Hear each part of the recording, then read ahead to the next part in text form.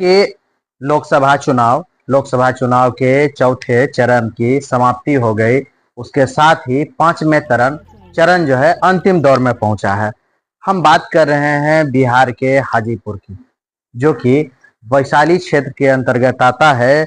वही वैशाली क्षेत्र जिसके बारे में कहा जाता है कि यह महान तीर्थ स्थल है और यहाँ भगवान महावीर का जन्म स्थान है और बुद्ध भगवान 3 बार यहाँ आकर अपना आखिरी प्रवचन दिए थे। पर हम बात कर रहे हैं हाजीपुर की, हाजीपुर लोकसभा क्षेत्र की, जिसकी पहचान एक तरह से रामविलास पासवान बन चुके थे, या यूं कहें कि रामविलास पासवान और हाजीपुर दोनों एक दूसरे के पूरक बन चुके थे। रामविलास पासवान यहाँ से करीब 8 बार जो है कि 8 बार यहाँ से चुने जा चुके हैं। लोकसभा सांसद के तौर पर 8 बार जो है कि इन्होंने चुनाव जीता है। और कहा जाता था पहले भी कि लोकसभा चुनाव हो या बिहार की राजनीति हो, केंद्र की राजनीति हो, उसमें हाजीपुर का बहुत बड़ा योगदान रहता था और ज्यादातर मौकों पर हाजीपुर से सांसद जो रामविलास पासवान जी केंद्र में मंत्री रहते थे और साथ में किसी भी तरह के अगर वहां पर केंद्र में सरकार होती उसमें जरूर से ये मंत्री हुआ करते थे। पर अभी फिल वक्त जो चल रहा रामविलास पासवान की अब स्मृतियां शेष रही।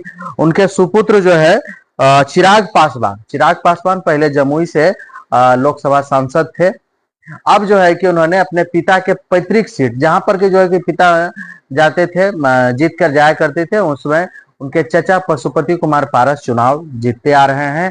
और ये सीट के लिए थोड़ी सी खींचतान भी रही, कुछ पारिवारिक द्वंद्व भी रहा, पर आखिरकार जो है एनडीए के तरफ से चिराग पासवान को ये सीट दिया गया। नहीं, लोजपा के जो है कि लोजपा रामविलास पासवान जो पार्टी है उसको दिया गया। तो इस पर जो है कि अभी रामविलास पासवान के सुपुत्र जो है चिराग पासवान चुनाव लड़ रहे हैं। हम बता देना चाहते हैं कि ये चिराग पासवान इस बार चुनाव लड़ रहे हैं। इनको फर्स्ट बिहारी के नारे के तौर पर देखा जाता है। एक युवा चेहरा है और हाजीपुर में अगर वोटरों की संख्या देखा जाए या मूल रूप से बात करें तो यहाँ पर जो उनके विरोधी हैं, हर बार जो है कि चुनाव शिवराम जी चुनाव लड़ते हैं विरोध के तौर पर। अभी फिल वक्त भी जो है कि मुख्य विरोधी के तौर पर वही हैं और करीब जो है कि आपको 23 नामांकन जो है कि भारत निर्वाचन आयोग में जो है कि 23 नामांकन की बात की गई है, जिसमें से कुछ महत्वपूर्ण नाम जो है कि शिव चंद्र राम जी हैं, जो कि बिहार सरकार में मंत्री भी रह चुके हैं और फिल वक्त जो है कि सांसद के चुनाव लड़ रहे हैं, विधायक भी हैं।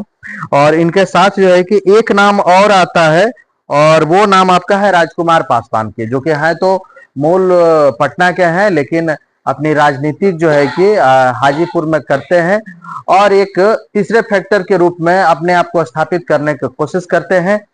हम बात करेंगे आगे लोकसभा चुनाव के ग्राउंड से भी कि किस तरह से लोकसभा चुनाव के जैसे तारीख हम बता देना चाहते हैं कि 20 मई को जो है कि यहाँ पर मतदान किया जाएगा। 20 मई से पहले राजनीतिक पूरी तरह से तेज हो चुकी है और आगे किस तरह से राजनीतिक पार्टियां करवट ले रही हैं, जनता जो है किस तरह से जागरूक हो रही है और यहाँ के वोटर में कास्ट फैक्टर क्या है। अगर कास्ट फैक्टर की बात किया जाए तो यहाँ पर जो है कि एससी यानी कि जो है कि एससी हो गया और आपका जनरल के साथ साथ मुस्लिमों का भी अच्छा योगदान है। इसमें मुस्लिम भी इस एरिया में अच्छे मात्रा में है, लेकिन राजपूत, साथ यादव और पासवान, ये तीनों के जो है कि एक बड़ा भूमिका रहती है इस सारे चीजों में।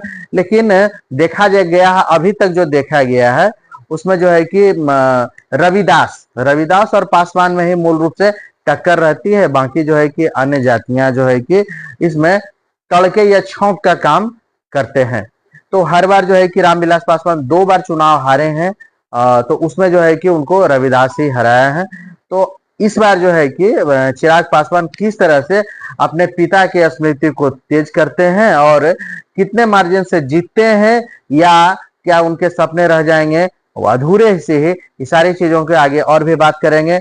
अभी आगे और भी होंगे खबरें और भी होगा संवाद। अभी तक इतना ही, धन्यवाद।